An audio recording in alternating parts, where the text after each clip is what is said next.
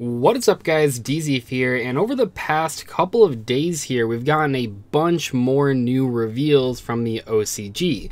In today's video, I want to primarily focus on the new Laval monsters that were revealed for, I think this is out of whatever Selection 10 is in the OCG, so I'm not really sure when we're getting these in the TCG, but also I'm going to look at the two new Eldritch cards as well. We have a new Fusion Eldritch of all things, pretty wild, but yeah, so the very first card here is a Laval Archer, and I do want to mention that this particular account did not post the attack and defense of these monsters. The attack doesn't really matter, but I do want to mention both new Laval monsters have 200 defense, which is obviously very important for rekindling combos. But anyway, this one is called Laval Archer. It's a level 4 Fire Pyro effect monster that says you can only use this card's names to effect once per turn. So that is a hard once per turn on the second ability. So the first ability is if this card is normal summoned, you can activate this effect. During the main phase this turn, you can normal summon one Laval monster in addition to your normal summon or set.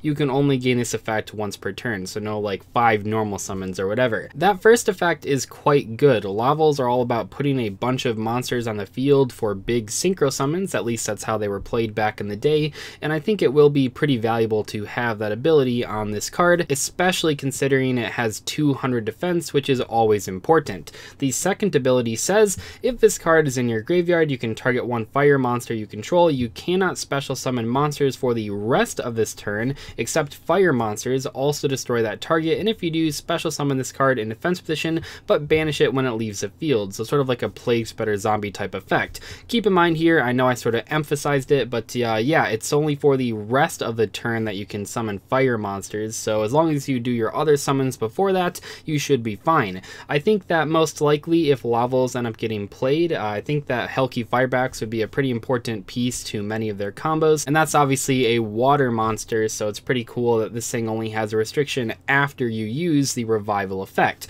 For what it's worth though, I think this card is very strong in any Laval deck. To me at least, it seems like a staple 3 of. Next up we have Lavalval Salamander, and I posted about this card's picture when it was first revealed. This is one of the coolest artworks I have ever seen on a Yu-Gi-Oh card. You know, maybe that's a little bit too basic. I know it's just a red dragon, but I don't know what it is about this card's artwork that really draws me to it, but it is very cool in my opinion. But also the card is quite powerful, which is always nice. So this is a level 7 Fire Dragon Synchro monster. Once again, I don't know the attack off the top of my head, but I do know it has 200 defense, and it says it takes 1 tuner plus 1 or more non-tuner fire monsters. So you don't necessarily need to be playing Laval monsters to make this card. You'll probably want to do that though, because the second effect is pretty much useless unless you're playing Laval monsters, but just in case you guys want to splash other archetypes into your Laval deck, or if you want to play other types of tuners, you can do that with this card, which is really cool.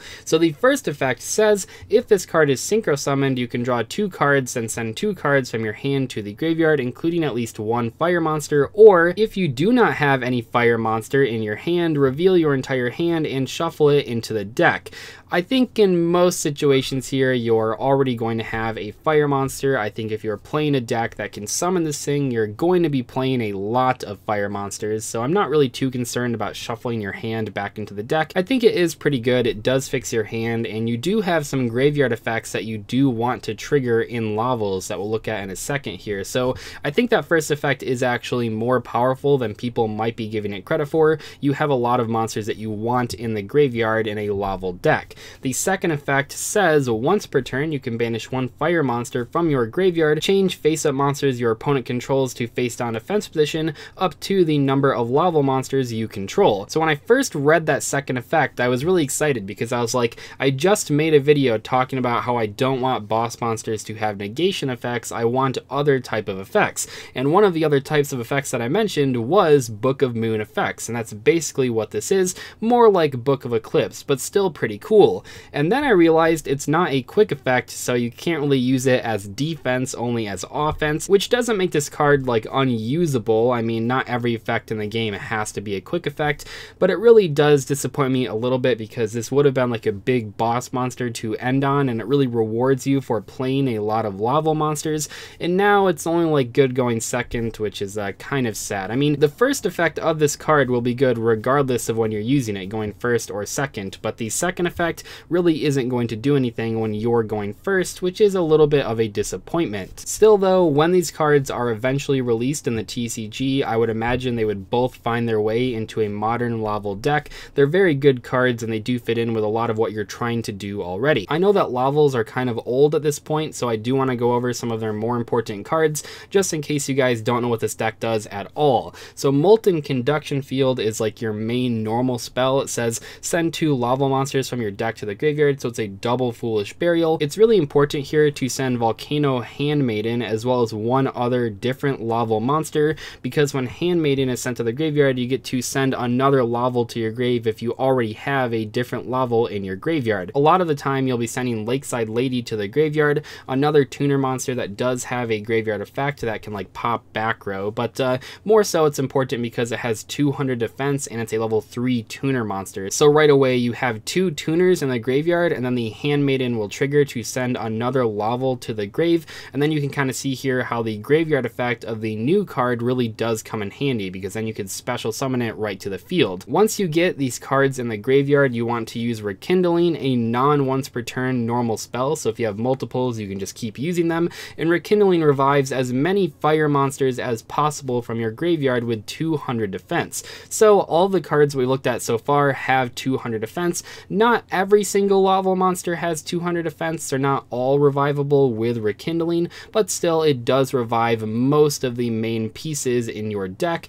which then leads into big synchro plays, or maybe in the modern era, big link summon plays as well. If you're trying to find ways to really take advantage of that extra normal summon that the new card gives you, Cannon is a really good option. They already have a couple good synchro monsters as well, which is pretty cool. So you have Lavalval Dragon. This was always a favorite of mine. Once again, I don't know what it is. These fiery dragon monsters were always really cool to me, but this is a non-once per turn effect that lets you recycle Laval monsters in your graveyard to bounce cards your opponent controls back into the hand. This is honestly a fairly decent way to break boards going second, which is always nice, and recycling your resources is always going to be good. There's already a good level 6 synchro monster here. You have Lavalval Dragoon. This lets you add a Laval monster from your deck to your hand, and then you have to send a Laval from your hand to the graveyard, which does trigger some effects, or maybe it just sets up your graveyard for a big Rekindling revival. Depending on if these are the only 2 new cards for Lavals, or if there are more new cards for the deck,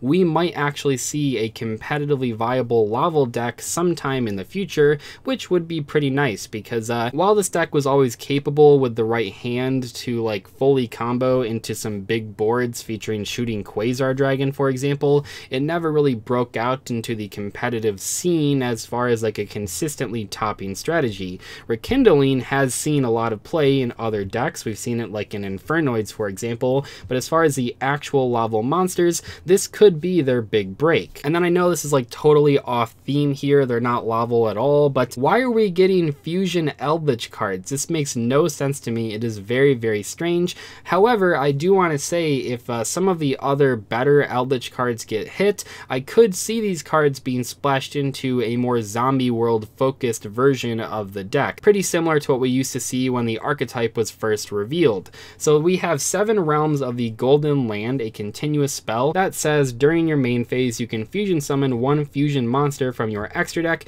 using zombie monsters from your hand or field as fusion material. If a zombie monster or monsters is special summoned by a card effect, you can target 1 set card in the spell and trap zone. It cannot be activated this turn. So basically it's a polymerization that sticks around, I guess, and yeah, it does have that locking down back row effect too, which is pretty easy to trigger, but does that really make a big difference? Not really, but luckily because this is a Golden Land card, you would only have to play like 1 copy because you can set it right from your deck with any of the Elixir cards, but still, yeah, I'm not really sure if this card is like good enough to see competitive play, at least not right now. Now if they hit some of the other cards in the deck, maybe you would play this thing, but what is it all leading up to? Because that's what people really want to know. Well, here's the big payoff. You have a level 10 light zombie fusion monster that takes 1 Eldritch monster plus 1 level 5 or higher zombie monster. That's not super difficult. I mean, just on the base level here, you could use Eldritch the Golden Lord plus any of the trap monsters. They're all level 5 or higher, but I think more often than not, if you really are trying to summon this fusion monster, you're going to want to play the zombie world support, and that gives you a bunch of level 5 or higher zombies that you can use on turn 1, because the trap monsters are pretty slow. You know, you really can't summon those on turn 1. First off, this card's name becomes Eldritch the Golden Lord while in the monster zone. Okay, that's pretty cool, I guess.